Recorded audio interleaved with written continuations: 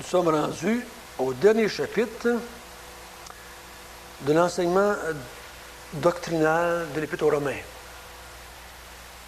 Quand on va finir ce chapitre-là, l'apôtre Paul va nous parler maintenant de façon plus pratique de la vie chrétienne.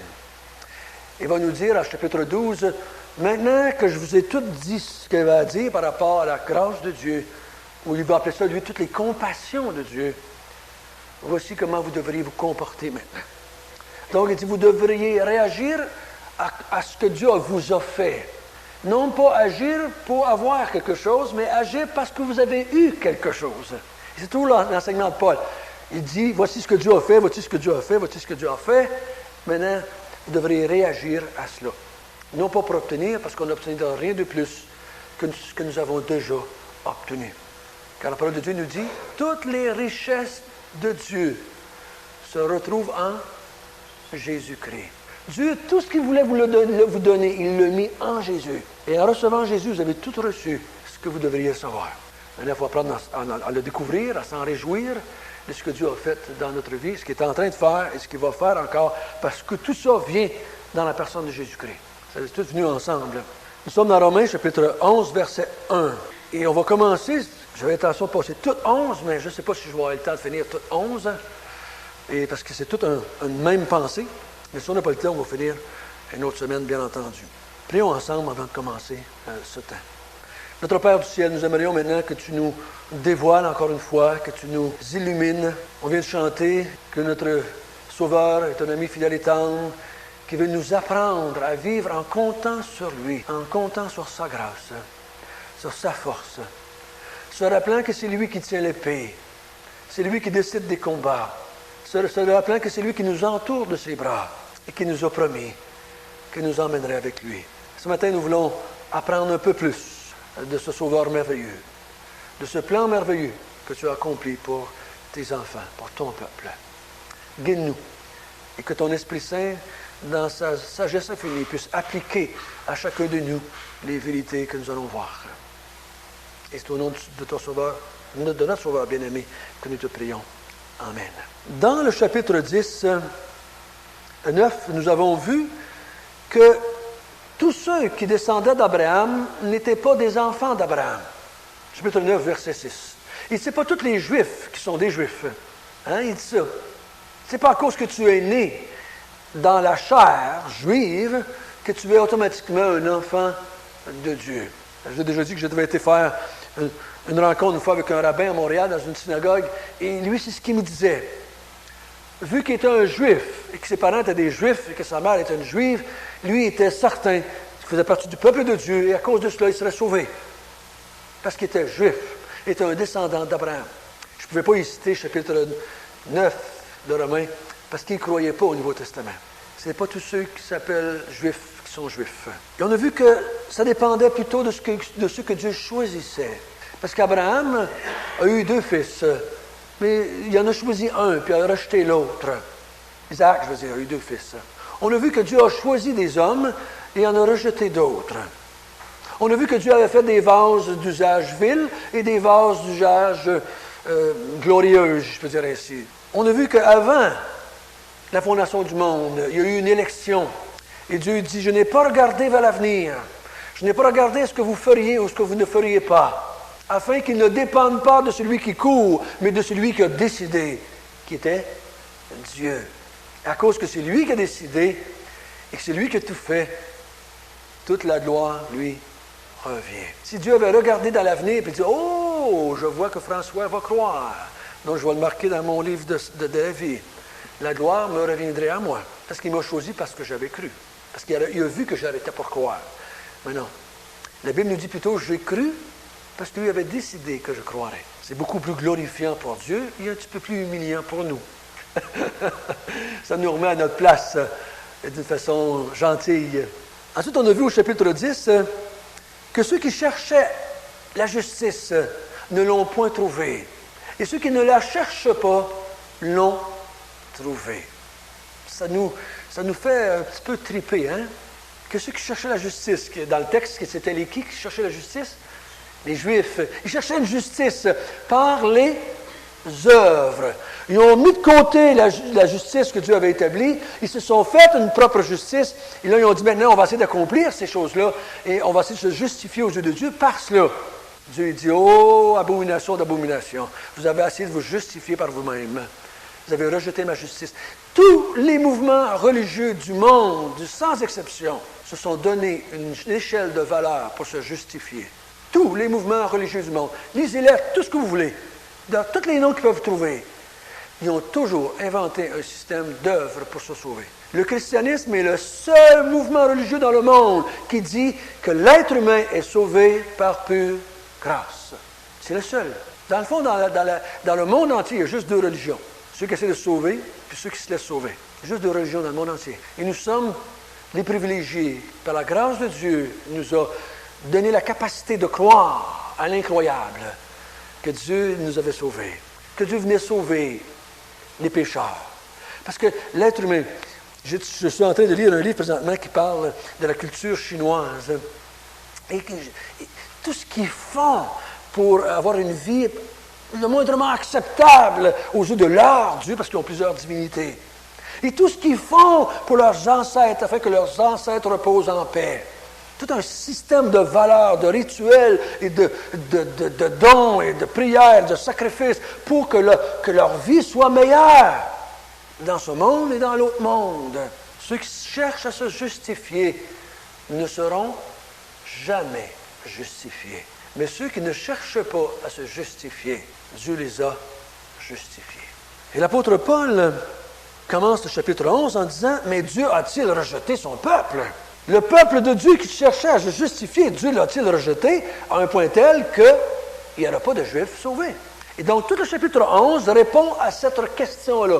Dieu a-t-il rejeté son peuple, le peuple juif? Si on marque oui, là, on a un problème avec certains passages dans l'Ancien Testament.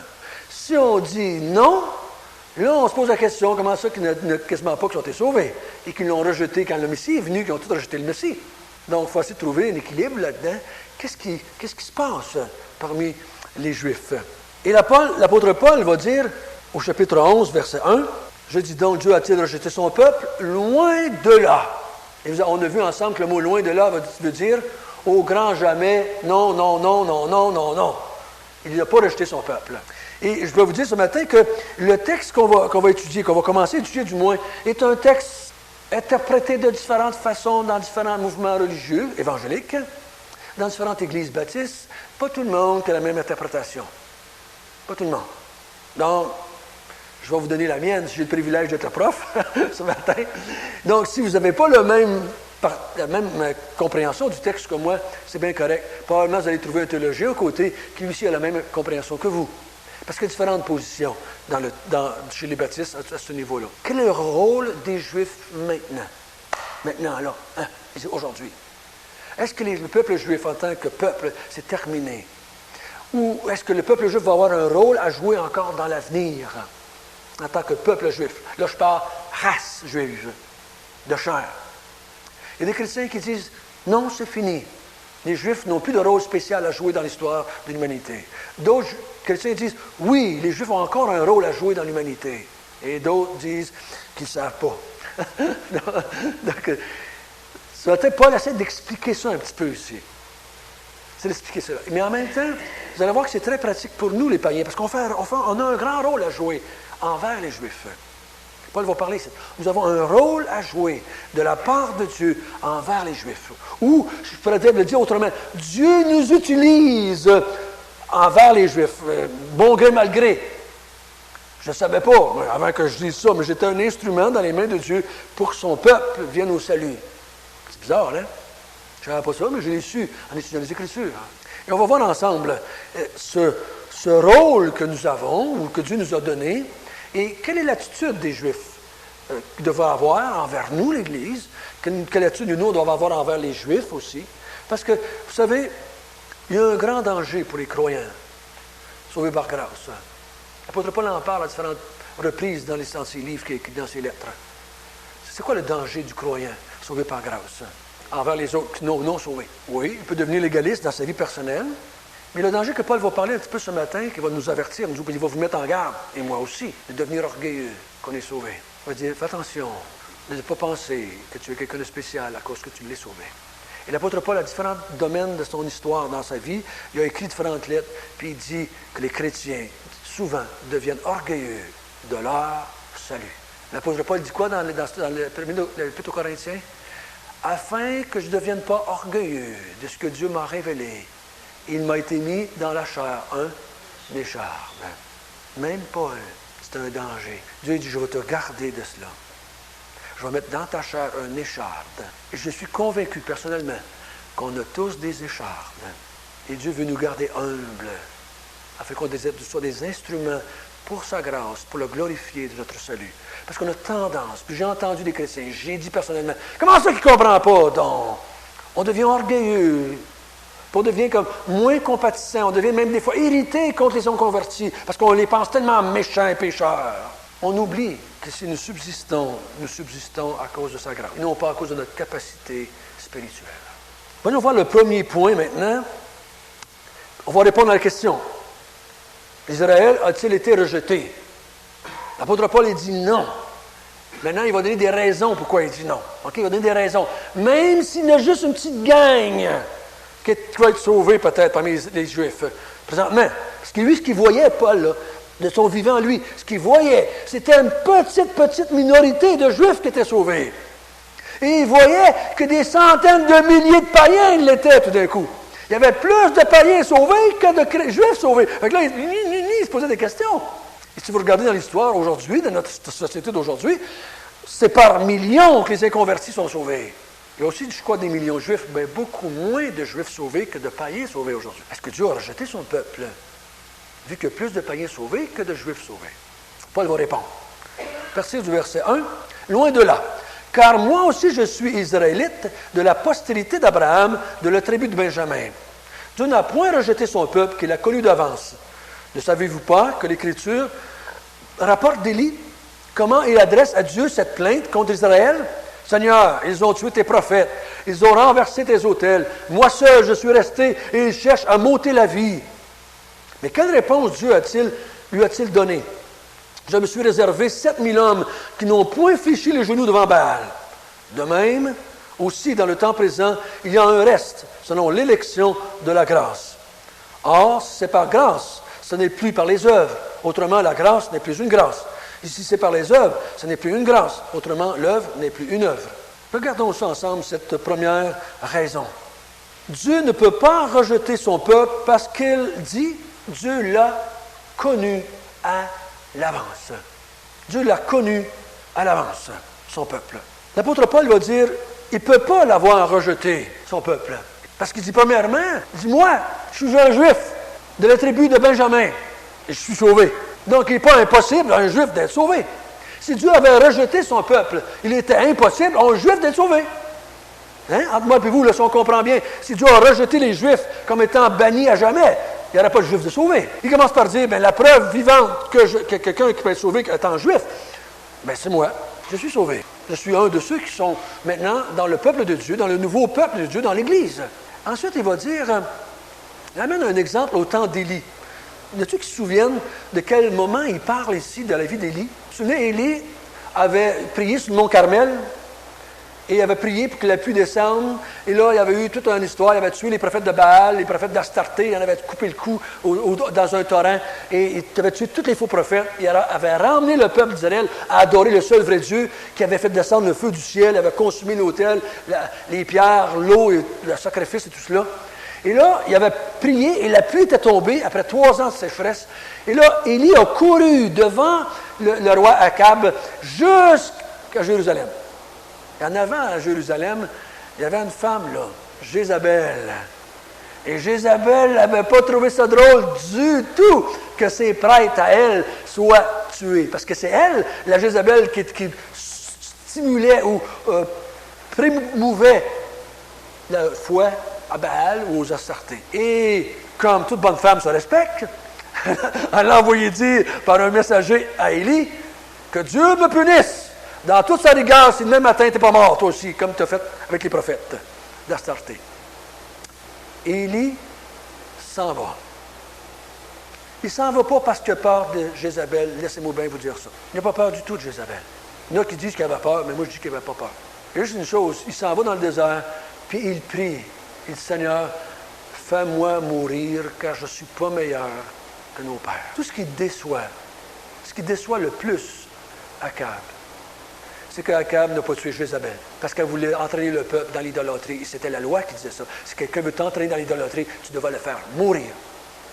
C'est que Jézabel reprend le déçu encore une fois, et elle veut tuer le seul prophète de Dieu qui est Élie. Ce qui le décourage, c'est que son peuple ne réagit pas à ce que Dieu vient de faire sur le mont Carmel. C'est que son peuple ne se tourne pas vers Dieu, mais veut encore adorer les idoles. Et là, Élie fuit, puis il va se cacher au mont Sinaï. Puis là, quand Dieu lui apparaît dans le feu, dans le vent et dans le doux murmure, il dit, « Qu'est-ce que tu fais ici, mon Élie? » Il dit, « Je suis tout seul. Tout le monde a abandonné le Seigneur. Je suis le seul chrétien dans tout mon tremblin. » Ou dans tout le Québec, ou je ne sais pas quoi qu'il pourrait dire. « Je suis le seul qui croit en toi, Seigneur. » Et Élie, il se fait reprendre doucement par le Seigneur, puis il dit, « Non, Élie, tu te trompes. Je me suis gardé un reste, un petit groupe. Je m'en suis gardé 17 000 dans le peuple, qui n'ont pas encore fléchi le genou devant Baal. Ça dit qu'ils ne sont pas des idolâtres. Je m'en suis gardé, réservé 7 000. Je ne crois pas que le chiffre, il faut le prendre à la lettre. Je crois qu'il faut le prendre comme les Juifs le prenaient, un global. Je me suis gardé un groupe. Je me suis gardé un nombre de personnes. Vous remarquez ça, quand les Juifs parlent, c'est toujours des chiffres avec des euros. Il n'y a jamais de 1. On était 3 millions, on était 100 000, on était 200 000. Il n'y avait jamais 999 000. C'était toujours des chiffres ronds. C'était dans leur culture de dire ça comme ça. On était environ 10 000. Il n'y avait pas jamais 9 000. C'était toujours 10 000 ou 5 000. C'est même des actes des apôtres. 3 000 se sont convertis. 5 000 se sont convertis. Il n'y a jamais d'autres chiffres. C'était tous les chiffres ronds. C'était la façon de parler.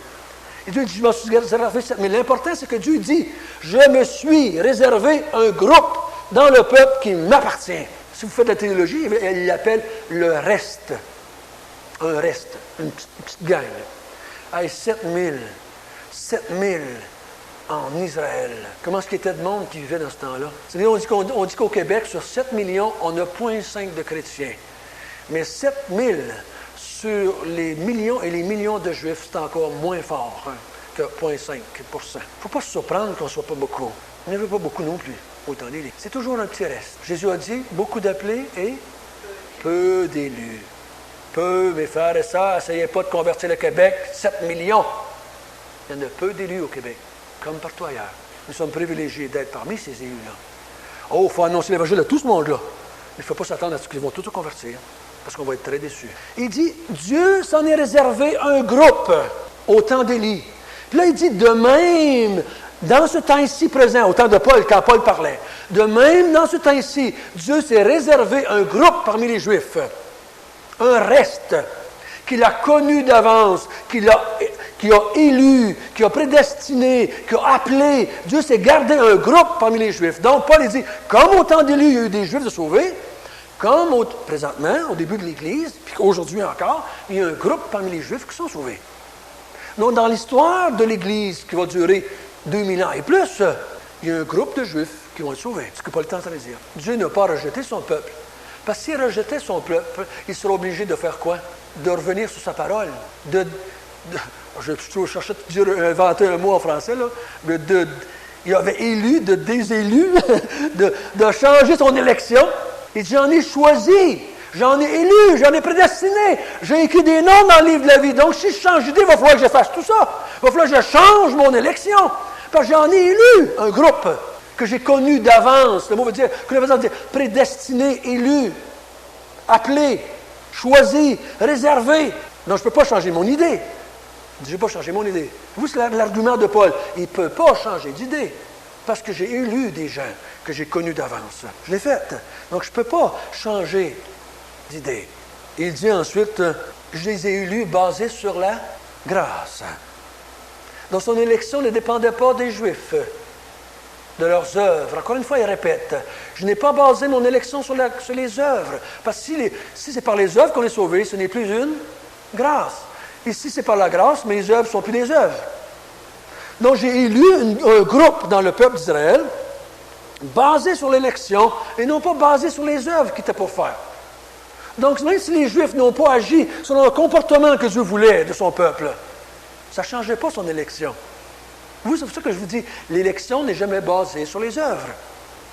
Dieu n'a jamais regardé à l'avance, dire, ah, qui va croire là? S'il avait regardé comme ça, qu'est-ce qu'il aurait vu? Il aurait vu personne. Il aurait vu personne. Parce qu'il n'y a personne qui aurait cru. Parce que les hommes étaient pécheurs. Un pécheur ne peut pas se tourner vers Dieu. C'est impossible. Il faut que Dieu le poigne par les épaules, puis le fasse tourner, puis il dit, tiens, regarde-moi, je suis ici. Il faut que Dieu agisse dans la vie de la personne pour que la personne se tourne vers Dieu. On l'a vu ce matin dans la première partie. Celui qui me cherche me trouve. Mais la Bible dit aussi, personne ne me cherche. Donc, si personne cherche Dieu, puis qu'à un moment donné tu le cherches, ça veut dire que Dieu a agi dans ta vie pour que tu te tournes et que tu te mettes à le chercher. Ce n'est pas par les œuvres. Donc, il dit Paul, il dit, même si je regarde votre attitude envers le Christ, même si je regarde que vous avez fait mourir le Messie, même si vous avez tué le Sauveur, l'envoyé de Dieu, ça ne change pas le plan de Dieu pour vous. Parce que Dieu avait déjà, avant le commencement des temps, avant la fondation du monde, élu un reste en Israël. Et ce peuple-là, ce reste-là, va être sauvé. Ça me réconforte beaucoup de voir que Dieu ne change pas d'idée. Tu sais pourquoi? Ça me dit qu'il ne changera pas d'idée envers moi non plus. Mais Dieu, s'il avait changé son idée par rapport à son peuple élu, ça veut dire qu'il pourrait changer d'idée envers moi aussi. Donc, je suis très fortifié par le fait que Dieu est un Dieu qui ne change point. Il est un Dieu qui est immuable. Un Dieu qui dit quelque chose et qui le fait toujours. Il le fait toujours. Donc, la première raison, il dit, j'ai pas rejeté mon peuple, parce qu'il y a une partie du peuple que j'ai connue d'avance. Une partie du peuple que j'ai élu, que j'ai prédestiné. Et cette partie-là va être sauvée. Et Paul, en disant ça, réalise que lui était un élu. Il dit lui-même un peu plus loin, quand les temps de Dieu ont été accomplis pour moi, Dieu m'a fait tomber en bas du cheval, puis il m'a sauvé. Et il vous dit, s'il y en a un qui ne cherchait pas Jésus-Christ, c'était bien l'apôtre Paul. Paul, la Bible ne dit pas qu'il était sur un cheval, on dit souvent parce que ça fait partie de l'histoire. Il s'en allait à Damas pour faire quoi? Tuer les chrétiens. Parce que Jésus, selon lui, est un imposteur, un malfrat. Il voulait, lui, dans son zèle de juif, tuer tous les chrétiens. Arrêtez ça, cette secte de nouveaux mouvements religieux. Il voulait arrêter ça parmi les juifs et détruire ce mouvement-là. Et Dieu l'a rencontré sur le chemin de Damas. Et il dit, mon gars, c'est aujourd'hui. Regarde-moi bien dans les yeux. Ça va être dur pour toi maintenant de régimber contre les aiguillons.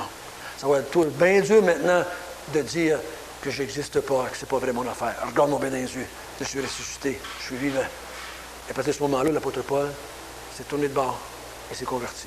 Mais si Dieu ne serait pas intervenu sur le chemin de Damas, Paul se serait rendu à Damas pour tuer les chrétiens, comme il faisait depuis une secousse. La plus grande preuve que Dieu sauve ceux qui ne cherchent pas, c'est l'apôtre Paul lui-même. L'apôtre Paul cherchait une loi de justice, mais Dieu l'avait élu et venu le chercher. Deuxième raison. Je me suis trompé, j'aurais dû lire un petit peu plus. On va lire à partir du verset 7, si vous voulez bien. Quoi donc? Ce que Israël cherchait ne l'a pas obtenu, mais les élus l'ont obtenu, tandis que les autres ont été endurcis. C'est donc qu'il est écrit, Dieu leur a donné un esprit d'assoupissement, des yeux pour ne point voir et des oreilles pour ne point entendre jusqu'à ce jour. Et David dit que leur table soit pour eux un piège, un filet, une occasion de chute, une rétribution. Que leurs yeux soient obscurcis pour ne point voir. Il tient leur dos continuellement courbé. Ces 3 ou 4 versets-là faisaient partie de la première lecture que j'aurais dû faire jusque-là.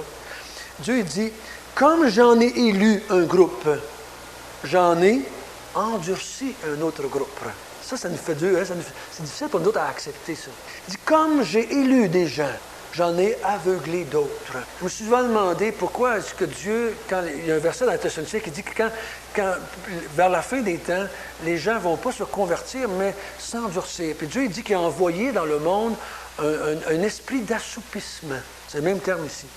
Les gens vont dire, oh, quand Jésus-Christ va revenir, les gens vont comprendre, les gens vont croire, les gens vont se réveiller, les gens vont comprendre, les gens vont se convertir quand Jésus va revenir. La Bible dit non, c'est ma compréhension. Et Dieu va envoyer un temps d'assoupissement et les gens vont devenir tout aveugles, spirituellement parlant. On a vu ça depuis le chapitre 9. Il y en a que j'ai élus, j'en ai d'autres que j'ai aveuglés. S'il n'a pas gardé les œuvres pour élire, il n'a pas regardé les œuvres non plus pour aveugler. C'est un choix que Dieu a fait dans sa souveraineté.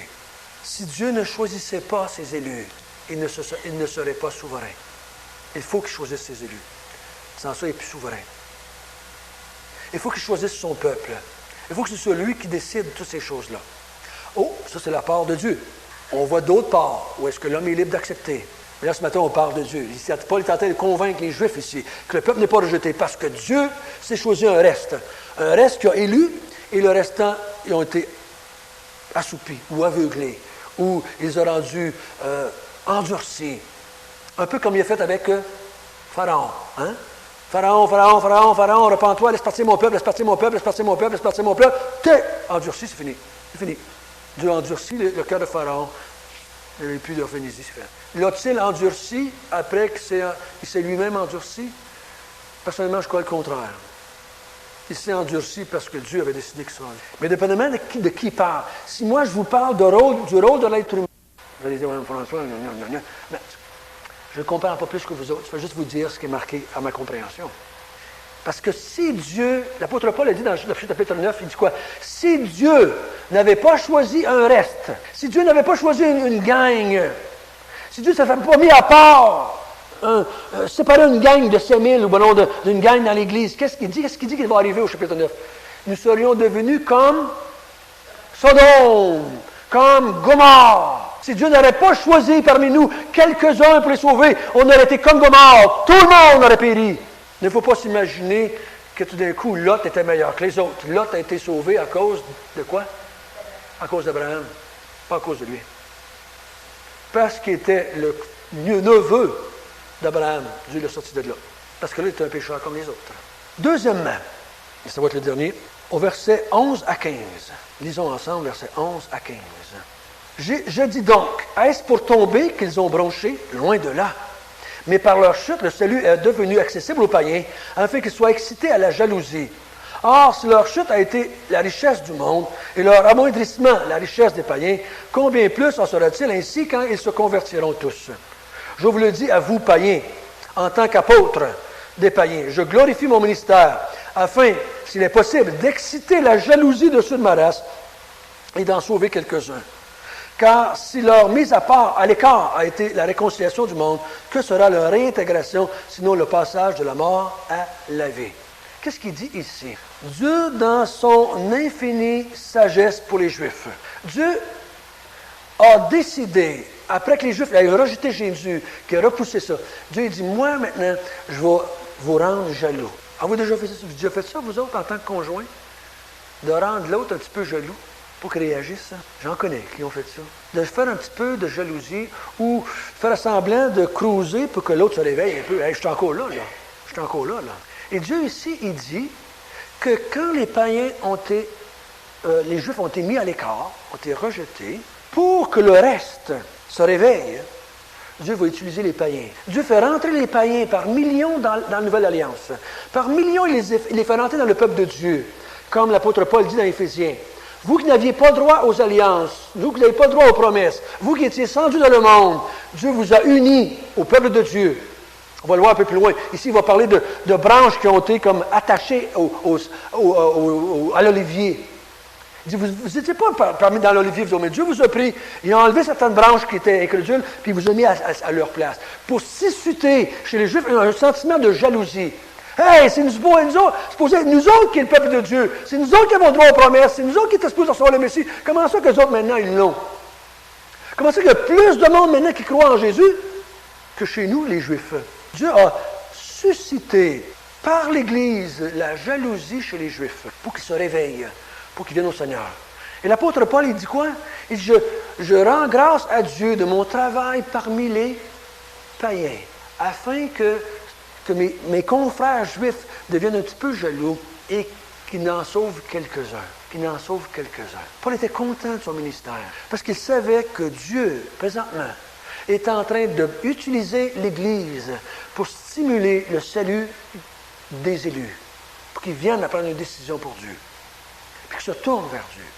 Donc, le rôle de l'Église aujourd'hui envers les Juifs, c'est le même rôle. Oh, nous n'avons rien à faire ici, moi je ne côtoie pas des Juifs tous les jours. Ah ouais? Ah ouais, non, je ne suis pas dans la bonne gang. Ah ouais, bon ben, tu es là pour ça, dans une certaine lumière pour les Juifs qui te voient vivre en tant que chrétien, puis d'être jaloux de toi dans un certain sens pour se tourner vers le Seigneur. Et c'est ça qu'on est utilisé par ça maintenant, pour le peuple de Dieu. On est là pour une lumière pour les païens aussi, bien oui, bien entendu. Mais Dieu nous utilise spécialement de façon concrète pour les Juifs, pour qu'il y en ait quelques-uns qui soient sauvés parmi les Juifs. Vous avez probablement vu à la télévision, ce que tu m'avais passé là, sur une cassette, qu'il y a des chrétiens aux États-Unis qui font beaucoup de choses pour les Juifs. En jeu, là, une émission dernièrement là, qui a passé que les Juifs aux États-Unis, puis au Canada, partout dans le monde, donnent des millions et des millions et des millions pour que les Juifs retournent dans leur pays, pour rebâtir le temple, pour faire un paquet d'affaires pour les Juifs. Ils se posent à partir de ça ici. Ils veulent, en partie, que les Juifs reviennent à Dieu. Ils veulent montrer que les Juifs ont quelque chose de spécial. Donc, nous avons besoin de comprendre cela. C'est notre rôle. Donc, Dieu dit, je n'ai pas rejeté mon peuple. Parce que si je l'avais rejeté, je n'essaierais pas de le rendre jaloux pour qu'il me revienne. Hein? Je n'essaierais pas de le rendre jaloux pour qu'il me revienne. Il dit, si je l'avais rejeté, je ne m'en occuperais plus. Une femme ou un homme n'essaie pas de rendre l'autre jaloux quand il ne veut plus rien savoir de l'autre. Il la rejette, il la divorce, puis il s'en va. Mais s'il veut la rendre un petit peu jaloux, c'est parce qu'il tient encore. Il veut qu'elle revienne. Il veut qu'elle suscite les sentiments. Il dit, hey, je suis encore là. Et Dieu est en train de susciter la jalousie sur les Juifs pour dire, hey, je suis votre Dieu. Revenez à moi. Il ne dit pas, si Dieu l'avait rejeté, Dieu n'essaierait pas de le rendre jaloux. OK, ça, c'est les deux premiers arguments. Dieu n'a pas rejeté son peuple, premièrement parce qu'il l'a connu d'avance, il les a élus. Et Dieu n'a pas rejeté son peuple parce que maintenant, il est en train de les rendre jaloux pour en sauver quelques-uns à travers le ministère de l'Église. On va voir les autres la semaine prochaine. Prions ensemble. Notre Père du ciel, nous sommes heureux de voir que tu es un Dieu qui ne lâche jamais. Un Dieu qui n'abandonne jamais. Même si les Juifs ne méritaient rien, même si les Juifs avaient commis l'abomination de tuer ton fils, tu t'acharnes à sauver les élus. Tu t'acharnes à vouloir emmener vers toi ceux que tu as prédestinés. Tu as suscité l'apôtre Paul. Tu as suscité l'Église et les millions de chrétiens à travers le monde pour que des Juifs puissent venir à toi, pour en sauver quelques-uns. On est content de voir que notre frère est ici, qui côtoie de ceux qui font partie de ton peuple, les Juifs. On te prie pour lui, qu'il soit une lumière, un sujet de jalousie pour que quelques-uns puissent être sauvés. Et nous voulons, Seigneur, nous autres aussi, être des témoins pour toi cette semaine, une lumière. Nous ne voulons pas cacher la lumière sur le boisseau. Nous voulons resplendir à notre travail, dans notre maison, pour nos enfants, nos amis qui nous entourent, nos copains de sport, ou de travail, ou de retraite, ou de vacances, peu importe où ce que nous sommes. Nous voulons être une lumière pour qu'il y en ait qui voient et qui viennent à toi. Glorifie-toi à travers nous cette semaine, notre Dieu. Et c'est au nom de ton Fils bien-aimé que nous te prions. Amen.